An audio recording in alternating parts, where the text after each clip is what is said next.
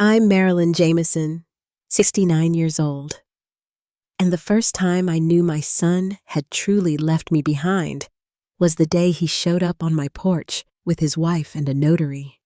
It was raining so hard the sound bounced off the roof like marbles in a tin tray. I had just set the kettle on when the doorbell rang, 3 sharp chimes. By the time I opened the door, she was already smiling like the house belonged to her, her white umbrella dripping onto the porch tiles behind her, and my son standing off to the side, soaked and quiet.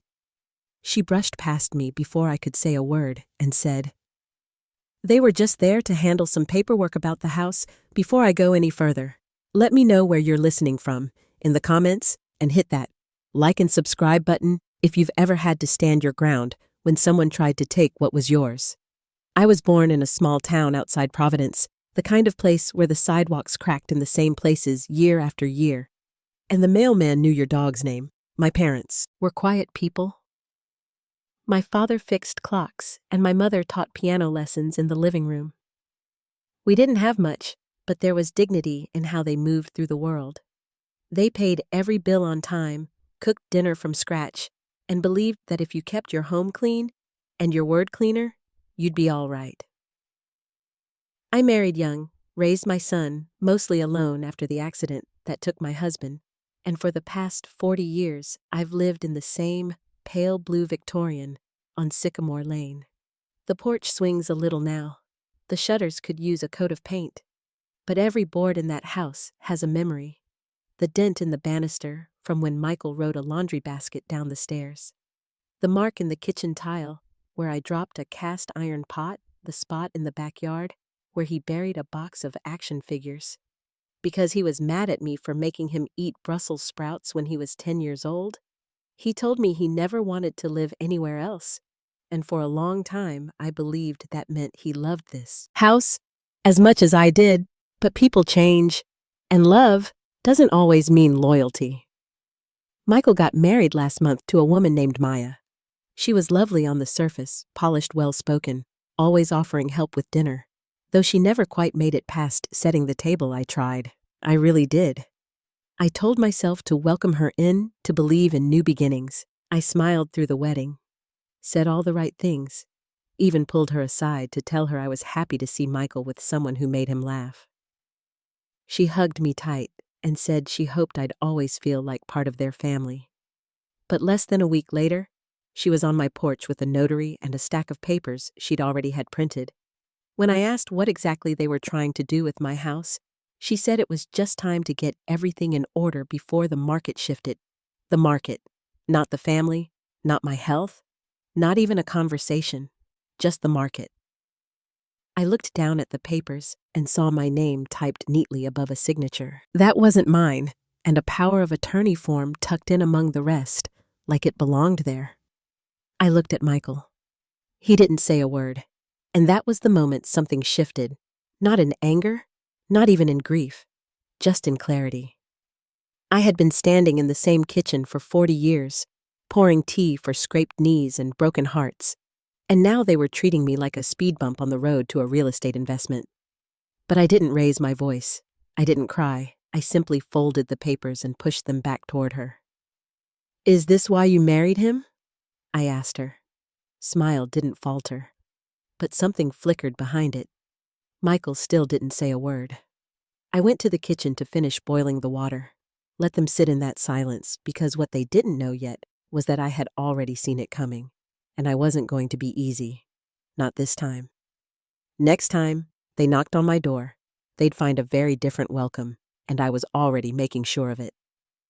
The morning after they left, I walked through the house slower than usual. I moved from room to room without touching anything, like I was visiting someplace sacred. The blanket on the armrest still had the fold Maya had given it perfectly squared, like it was staged.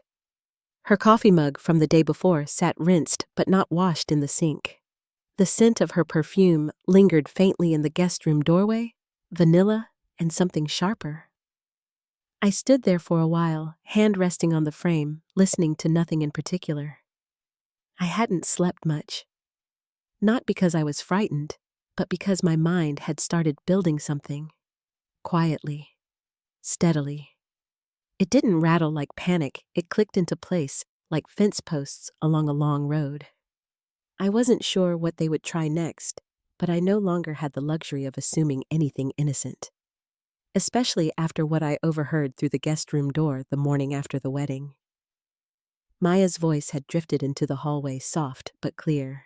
"So when do we unlock the house?" she'd said. There was a pause, the rustle of sheets maybe, or someone shifting positions. "It's just sitting there," she added. "You know what something like that would go for? We could flip it, move somewhere newer, more modern." Then her voice dropped even lower. "I mean, how much longer is she going to need all that space anyway?" I didn't hear what Michael said. Maybe he didn't answer at all. Maybe that silence was the answer. I'd stood there for a long time afterward, one hand still holding the folded dish towel I was on my way to put in the laundry. I hadn't planned to eavesdrop. But after that sentence, how much longer is she going to need all that space? I couldn't unhear it. I told myself she was just speaking carelessly, maybe imagining a future out loud. Newly married, caught up in the excitement of building something. That's what I whispered to myself while I poured her coffee, while I complimented her red manicure and offered her the extra charger I kept in the drawer by the fridge. But something in the air had shifted. The chill stayed. Later that same day, Maya asked if I had almond milk for her cereal. Michael leaned on the kitchen counter, reading something on his phone. They looked comfortable, like they were already living there. I answered her question, of course. I even found the almond milk behind the orange juice. But I didn't ask them to leave. I didn't bring up the conversation I'd overheard. Instead, I decided. I would not tip my hand. I would not give them a chance to regroup. I would keep the door open, the kitchen warm, the coffee brewing, and I would watch everything. That weekend, I stopped by the market just before dinner. It was one of those drizzly Boston afternoons where the clouds sit low and the light feels gray around the edges. I was walking between the pears and the radishes, trying to remember if I had enough butter at home, when I heard someone call my name. "Aunt Marilyn." I turned. It took me a second to place her Maya's cousin, I think. Marissa, the one with the oversized sunglasses and the glossy ponytail. She rushed up, tote bag bouncing against her side, and threw her arms around me. "Oh my God, congratulations," she said. I smiled politely. "On what?" "Dear." She laughed. "On selling the house, of course." Maya said you'd gotten a great offer. Something about downsizing. I didn't speak. I didn't need to. She didn't notice. Or maybe she thought the silence meant modesty. She patted my arm. "I hope the new place has an elevator. These old Victorians are brutal on the knees, right?" She winked, waved, and disappeared toward the deli counter, like we'd just finished talking about the weather. I left my cart in the middle of the aisle, walked straight to my car. My hands were shaking, not from surprise, not even from sadness, from anger. Quiet, contained, steady anger. The kind that clears the fog from your eyes. I didn't drive home, not right away. I called a friend from my bridge group. Her son worked in real estate just outside Boston. I gave him Maya's full name and asked if she'd been in touch. He called back before I'd even pulled out of the parking lot. "Yes," he said. "She told the office she had power of attorney for you. We pulled comps, scheduled a walkthrough for next week." That night, I opened the cedar chest in the guest room closet. Inside was the folder with the original deed, the one my mother gave me after she'd signed it over. My name, Marilyn Jameson, clear as day. No co-signers. No shared ownership. No authority granted to anyone else. I didn't cry. I didn't call them. I didn't accuse. I made an appointment with Martha Kessler, the attorney who helped me settle my mother's estate. I brought the deed, the living trust, and a list of questions. We sat across from each other the next morning, while the rain left streaks on her office windows. "They're bluffing," she said, flipping through the papers.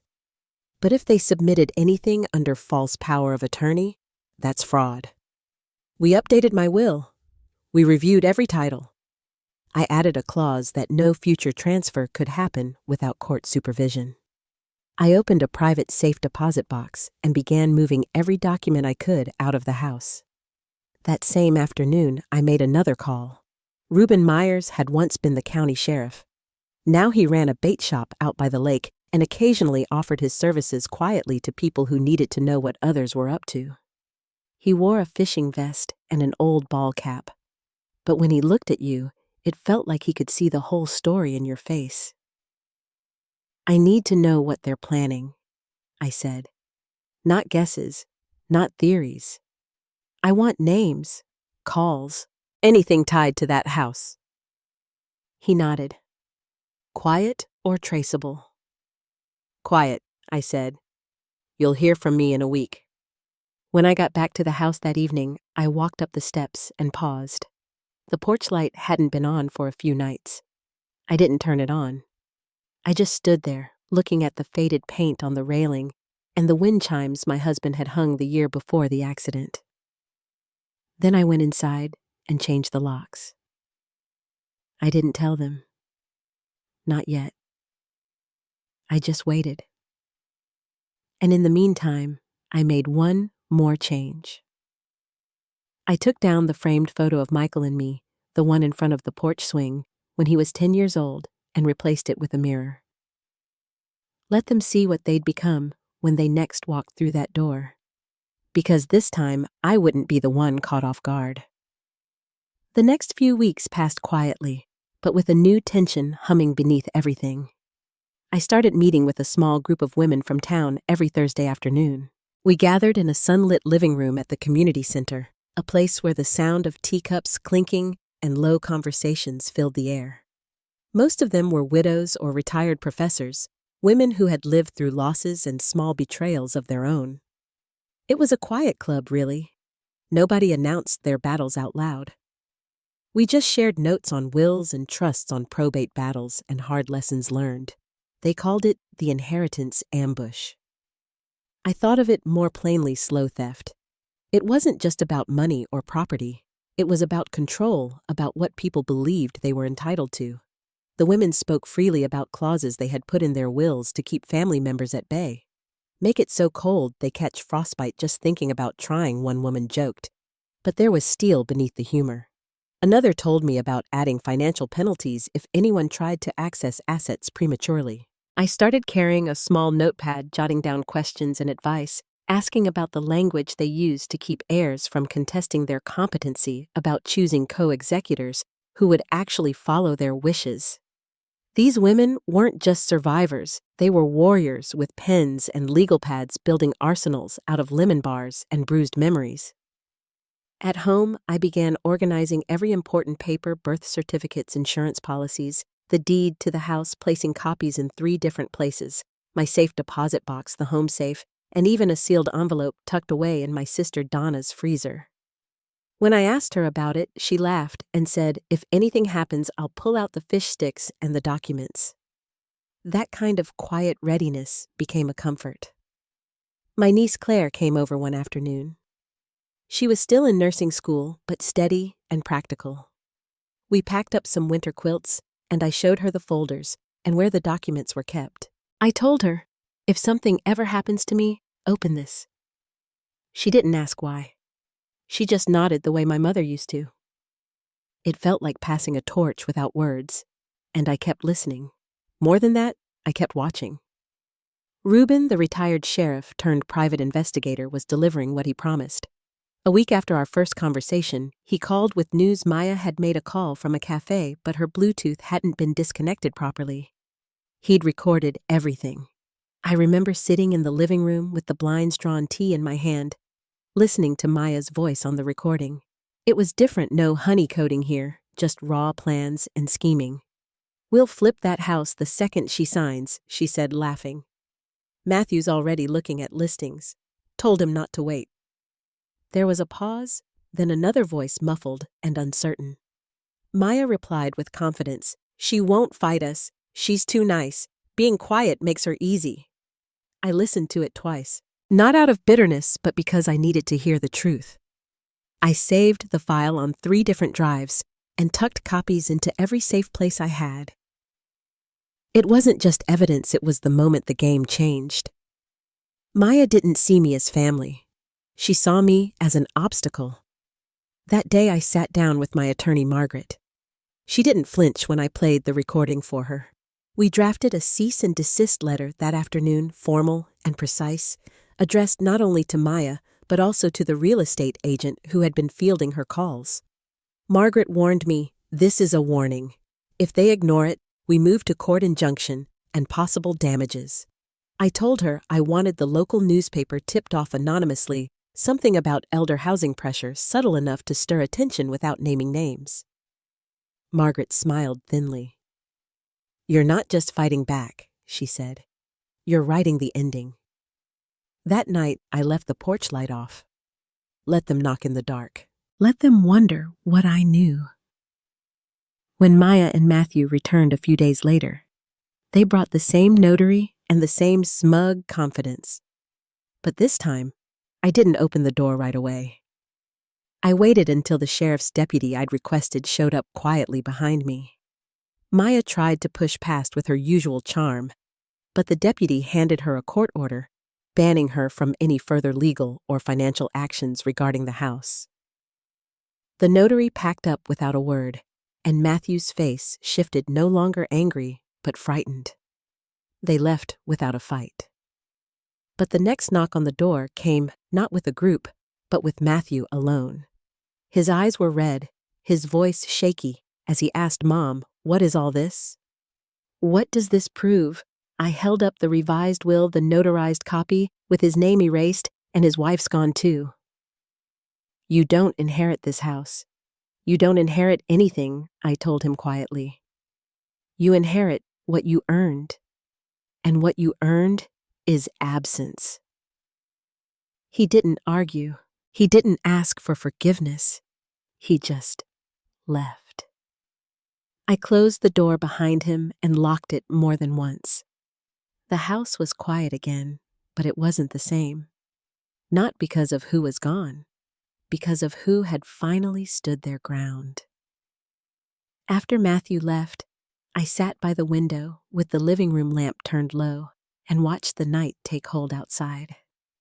There was a stillness to the house that felt different from before. The kind of quiet that comes after a storm when the air is heavier and every sound seems sharper. I poured myself a cup of tea and left it untouched on the table, hands folded in my lap, as I let the room settle around me. I didn't know what would come next, but I felt something in me shift. Not the slow kind of change that takes years, but a quick, clear understanding, like seeing a path open up in the dark. The house was quiet now, but I didn't feel alone.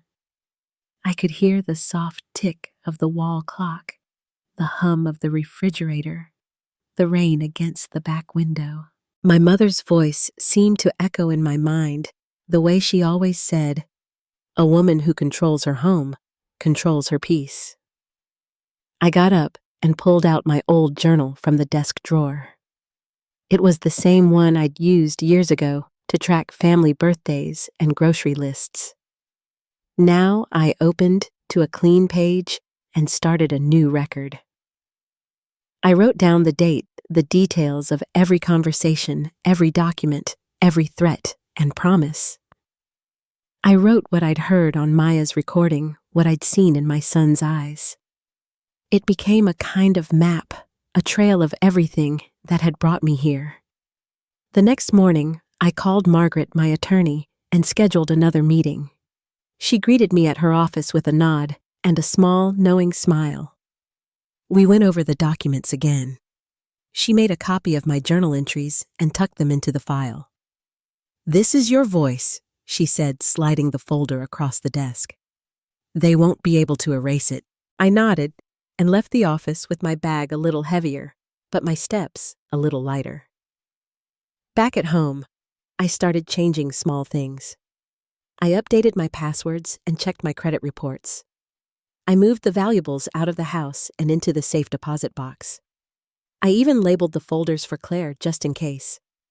There was comfort in these small acts in the steady work of protecting what mattered. A few days later, Reuben called again. "I've got something for you," he said. We met behind the old bait shop, the air thick with the smell of rain and bait fish. He handed me a flash drive and a slip of paper with the date and time. "It's all there. She doesn't think anyone's listening." I took the drive home and plugged it in my hands, steady as I clicked play. Maya's voice filled the kitchen sharper now than I'd ever heard it in person. "She won't fight us," she said, laughing. "We'll flip that house the second she signs." Matthew's already looking at listings. There was a second voice, her friend, or maybe her mother, asking something I couldn't quite make out. Maya continued. "She thinks being quiet makes her safe, but it just makes her easy." I listened twice, letting every word sink in. Then I made 3 copies and tucked them away, one in the safe, one at the bank, one on a CD I marked with the date. I wrote another entry in my journal, logging what I'd heard and what it meant. That evening, as the sun dipped behind the neighbor's roof, I walked around the house. I touched the carved banister, the faded wallpaper in the hall, the kitchen window that caught the last bit of light. These weren't just rooms, they were pages in a story that belonged to me. The next morning, I met with Margaret again. We filed the official cease and desist addressed to Maya and the real estate agent with language that left no room for negotiation. "If she tries to touch the paperwork again, we move to civil court," Margaret told me. I nodded and signed my name, pressing the pen firmly against the page. That night, I sat at the kitchen table, feeling the house settle around me. I realized I was no longer waiting for someone to rescue me, or for things to resolve on their own. For the first time since this all began, I knew I had stepped out of the shadows. I wasn't just defending my home, I was reclaiming it. I called Claire and asked her to come by. When she arrived, I handed her a sealed envelope with her name on it and showed her where the key to the deposit box was hidden. She listened without interrupting, and when I finished, she placed her hand on mine. "I've got you, Aunt Marilyn," she said quietly. I believed her. Late that night, I locked up the house and stood in the front hallway for a while, listening to the rain on the roof. The porch light was off, and the world outside felt far away. Inside, though, there was a calm I hadn't felt in a long time. The kind that comes when you realize you're not just surviving, you're shaping what happens next. In the morning, I'd file the papers and begin the next phase. For now, I let the quiet surround me, knowing that for the first time in months, it was a quiet I'd chosen. The morning after I filed the cease and desist, I went about my routine as if it were any other day. The coffee brewed, the radio played softly, and I made a list for the grocery store. But there was a steadiness in my chest now that hadn't been there before. The papers were filed, the boundaries drawn, and I had proof of every word and every plan. I wasn't sure what kind of reaction to expect, but I didn't wait long to find out. On Thursday, just as the church bells finished chiming 3, I heard the familiar rumble of a car in the driveway. I saw Maya's white umbrella bobbing outside my front window, Matthew behind her, carrying that same oversized manila envelope, and a notary trailing close behind. For a moment, I stood in the hall and watched the scene through the frosted glass of the front door. This time, I was ready. Before opening the door, I saw the county sheriff's deputy, Deputy Hartman, step up onto the porch from the side path, quiet and calm, his badge glinting in the afternoon light. I unlocked the door, but didn't invite anyone inside. Maya started first, her voice syrupy but tense. "We have all the final documents ready, Marilyn. We figured it'd be smoother this way, no surprises. We even brought a new pen." Matthew didn't look at me, just at his shoes, shifting his weight from foot to foot. I didn't reach for the clipboard the notary was holding. Instead, I handed Maya a sealed envelope with her name typed across the front. "This is for you," I said, keeping my tone even. She glanced down at it, confused. "What's this?" "It's a formal court order. Cease and desist. You are now banned from any legal or financial action regarding this property effective immediately." Deputy Hartman stepped forward, voice quiet but firm. "Ma'am, you've been served. Any further attempt to represent this property will be considered fraudulent and reported to the district attorney." Maya blinked. The notary silently started folding up his papers, eyes wide and uncertain. Matthew's head snapped up. "You called the cops on us," he said, his voice tight, almost breaking. I shook my head. "No, Matthew. I called the courts. And they answered." Maya's composure cracked just for a moment. "You're making a mistake," she said. "We're just trying to help you." I met her gaze. "I don't need your help, and I don't need your notary." The deputy stood by the door as Maya and Matthew shuffled back down the steps, their faces pale. Maya slammed the car door behind her. Matthew hesitated, glancing back at the house, but I had already closed the door. I stood in the foyer for a long time, holding the backup copy of the court order. The house was quieter than usual, as if it too was waiting to see what would come next. I didn't have to wait long. Barely 2 hours after the confrontation, the phone rang, no caller ID. I let it go to voicemail. Then came the banging on the front door, harder and sharper this time. I looked through the peephole and saw Matthew standing alone on the porch, the envelope in his hand, his face red. I left the chain on as I opened the door just a crack. "Mom, what is this supposed to prove?" he asked, voice strained. "What does this mean?" "It means," I answered quietly, "that I see you now." "Clearly." He tried to argue, to explain, but I stopped him. I opened the door all the way and handed him a cream-colored envelope heavier than the last. "This is the revised will notarized. Your name isn't on it. Neither is Maya's." He stared at the page, his mouth working, but no words coming. "You don't mean this," he finally managed. I stood steady. "I do." He pressed the envelope back toward me, as if by refusing it, he could change something fundamental between us. "I raised you," he said, almost a whisper. "I gave you everything I had," I replied. "My time, my strength, my silence. You repaid that with strategy." He looked down. I was scared. My voice was gentle but sure. I was too. But I never used fear to take from anyone. And I won't let anyone do it to me. There was a pause as he tried to find words. In the distance, I saw Maya standing halfway down the walkway, arms folded, lips pressed tight. She called out, "She's bluffing. She won't go through with it." I didn't raise my voice, but I let every word carry. "This house isn't in my name anymore. It belongs to a historical preservation trust now.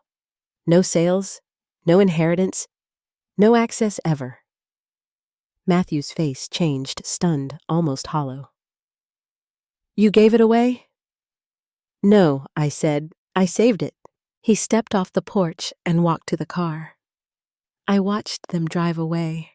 For the first time in a long time, the space inside the house didn't feel invaded.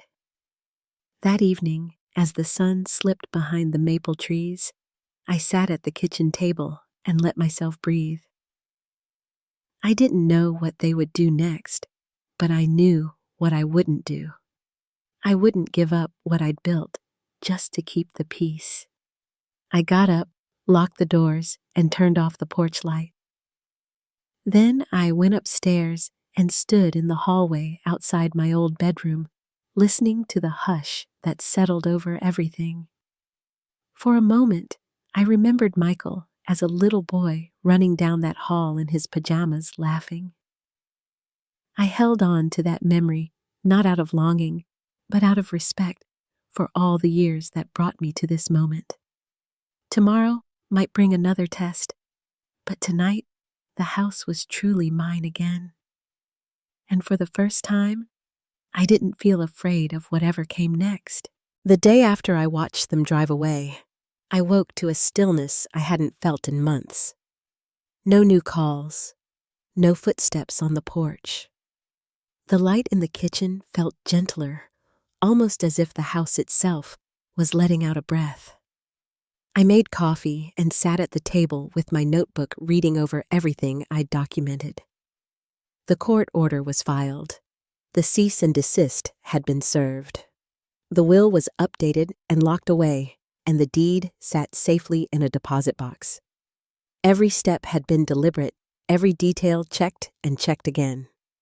Still, there was one last decision I had to make, one that would put an end to all the threats and what-ifs, not just for now, but for good.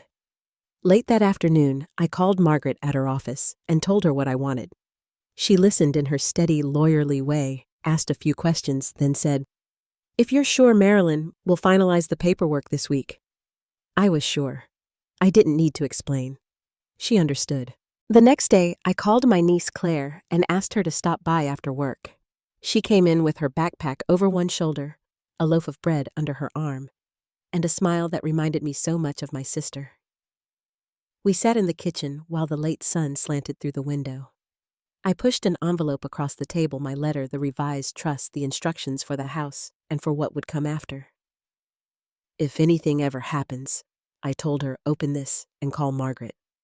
Everything you'll need is inside." Claire's fingers closed around the envelope. She didn't look scared or overwhelmed, just calm and steady. "I understand, Aunt Marilyn," she said. "I'll take care of it." That evening, after she'd gone, I sat by the window as dusk settled. I thought of all the years in this house, birthdays and holidays, quiet mornings and noisy afternoons, the years after my husband passed, and I'd learned to make peace with the silence. Now the house would go on no matter what happened next. I'd set up a historical trust, one that meant no one, not even Michael or Maya, could ever inherit, sell, or borrow against it. It would stay as it was protected, preserved, safe from every plan or scheme. 2 days later, I got a call from the bank. "Everything's in place, Mrs. Jameson. The deed has been transferred to the trust. You're the lifetime occupant. After that, it goes to preservation, just like you wanted." I thanked them and hung up, feeling the weight lift from my shoulders. I didn't have to wait long before Matthew came back. He showed up late one afternoon alone. No Maya, no envelope, no notary. I saw him through the window, standing on the porch, with his hands in his pockets, looking older than I remembered. He didn't knock at first, just stood there for a long time, his eyes on the door. When he finally did, I opened it and stepped out onto the porch with him closing the door behind me.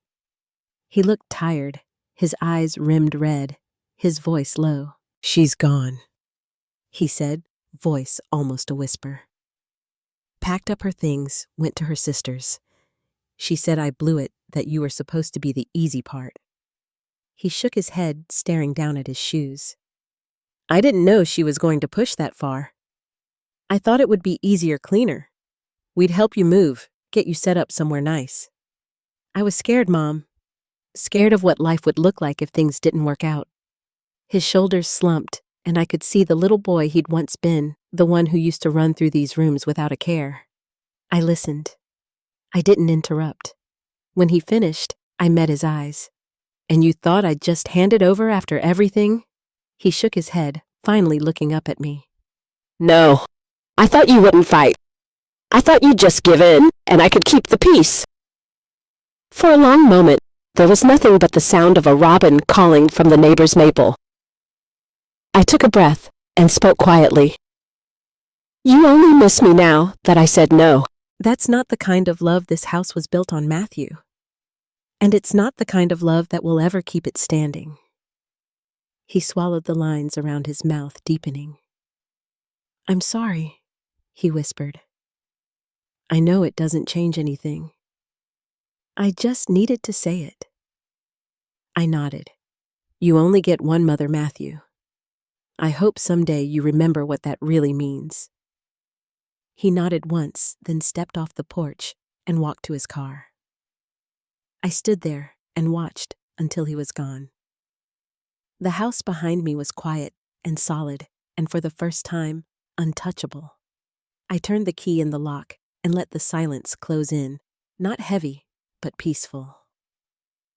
Upstairs, I pulled the last box of old photographs from the closet and carried it to the attic. It was time to pack away what no longer fit and make space for something better.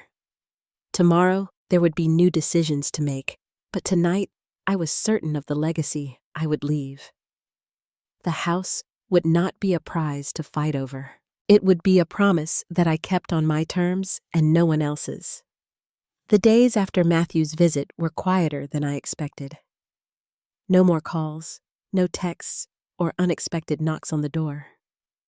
I swept the front steps and clipped the last of the peonies for a vase in the hallway, moving through the house as I always had. There was a different feeling in the air, though a kind of peace I hadn't known in a long time settled alongside the familiar creak of the floorboards and the tick of the kitchen clock. A week passed before I heard from Maya again, though not directly. Word got around fast in a town like ours. Shirley from my Thursday group ran into me at the library and told me Maya had packed her bags and left Matthew. Moved in with her sister out in Framingham, Shirley said, keeping her voice low, her hand warm on my arm. I nodded and thanked her. There wasn't much else to say. Maya's plans had come undone, and she'd walked away the moment the house was out of reach. One afternoon, just as the mail truck pulled away, I heard footsteps on the porch. Matthew stood there, empty-handed. He looked smaller than I remembered his hair must. His shoulders drooped. He didn't try to come inside this time. He looked me in the eye, his voice unsteady. "I'm sorry," he said barely above a whisper. "I know that doesn't change anything." He cleared his throat and continued. "I thought I was doing the right thing for us for Maya, but I let things get out of hand." His words trailed off like he didn't know how to finish. I stepped out onto the porch with him closing the door behind me. There was a quiet between us, the kind that held all the things we hadn't said. He glanced at the windows behind me, then back at his feet. "I didn't know she'd go that far," he said. "I thought we'd talk you into it, maybe help you downsize. She told me it was for the best." I listened, letting him finish. When he looked up again, I could see the strain in his eyes. "She loved the money more than she loved me, I think." He laughed once, short and sharp, like he couldn't quite believe it himself. "She said I blew it, that you were supposed to be easy." I waited, letting the weight of those words settle. He blinked and said I was scared. Scared of what would happen if I said no to her, scared of failing at everything else too.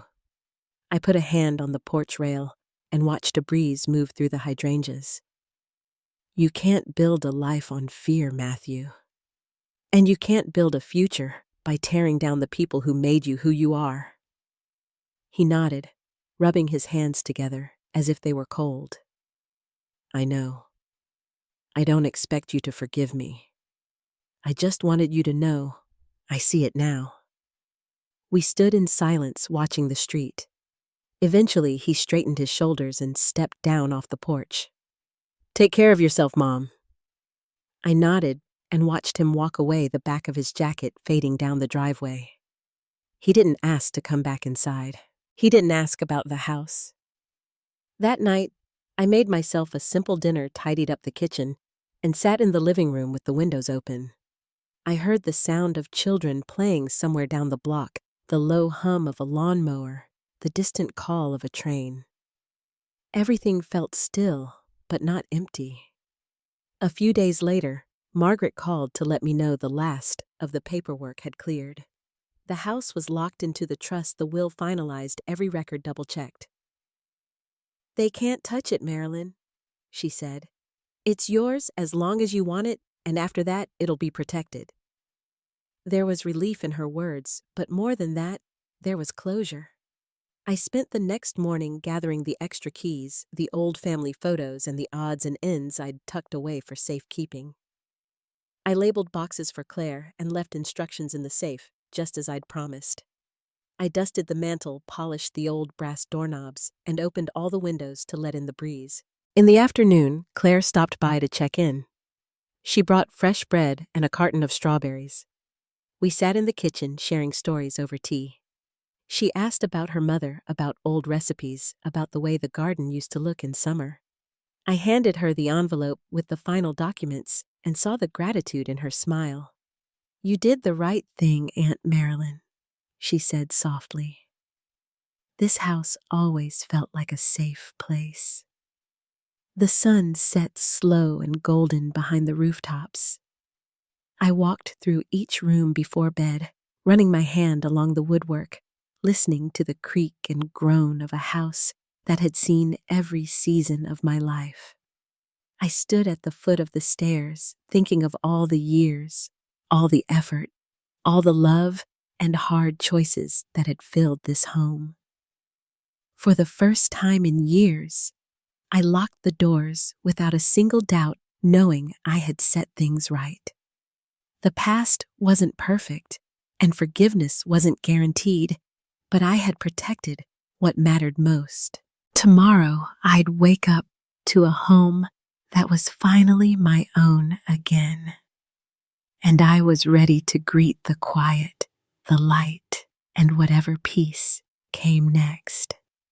That first morning, after everything settled, I woke to the gentle hush of sunlight on the floor and the familiar sounds of the house coming to life. Pipes rattling the refrigerator, humming the birds out by the fence, calling to each other in the soft blue air. I took my time with breakfast, standing by the window and watching the world move on as it always had, steady and sure. There was a deep comfort in the quiet, a peace that filled all the corners left empty by worry and doubt. The porch light was still off, but I realized I didn't need it anymore. The house was safe, and so was I. Throughout the day, I moved through the rooms, folding away the last reminders of a battle finally finished. Old photos went back on the mantel, the good china returned to its cabinet, and I found myself humming as I swept the front steps, just as I used to before any of this began. I called Claire that afternoon, just to hear her voice and share a recipe for peach cobbler. She laughed and told me she'd be by on Sunday, bringing the boys to help in the garden.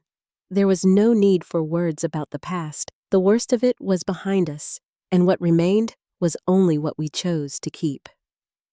I spent the evening in the living room, thumbing through an old family album, remembering birthdays, snowstorms, and quiet nights when I'd read by the light of the lamp while Michael slept upstairs. So many of those memories were colored by kindness, by the slow work of loving and letting go. Looking back, I saw now that dignity wasn't something anyone could give or take from me. Not my son, not Maya, not anyone.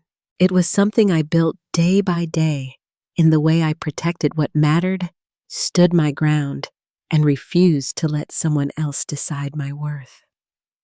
As the light faded and the house settled around me, I realized this place had never really been about property or inheritance. It was about the years I'd spent making it a home. It was about respect and the kind of love that doesn't vanish even when others turn away. I thought of all the women I'd met who'd shared their stories over tea and lemon bars, who'd quietly taught me that justice doesn't always come from courts or paperwork. Sometimes it's just a locked door and the peace that comes with it. I don't know what tomorrow will bring for Michael or Maya, but I do know I have given them what I could. My patience, my honesty, my forgiveness in the ways that matter most. And for myself, I have found a new beginning in these old rooms, a gentle reminder that worth is not measured by what you can lose, but by what you choose to hold on to. If you've ever found yourself standing alone at your own front door, wondering whether to let someone back in or to finally lock it for good, I hope you know you're not alone. We are braver than we think, stronger than we know, and it's never too late to reclaim your peace. Thank you for spending this time with me and with my story. If it brought you comfort, or if you've walked a road like mine, I'd love to hear your thoughts. Feel free to share your own story, or just say hello in the comments. And if you'd like to join me again, you know where to find me.